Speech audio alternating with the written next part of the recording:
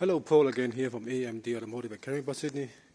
Just want to show you what I usually do when I finish a service. Have a look at the actual engine bay. This is pretty much how I hand the car over back to the customer, like that, at this condition. You know,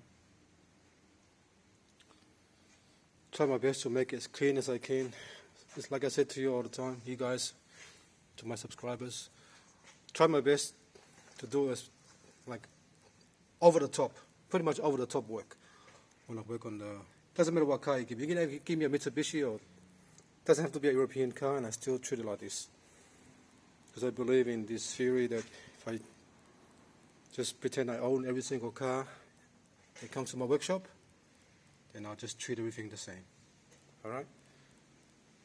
Not many shops do this, but I spend a lot of time just doing little things like this.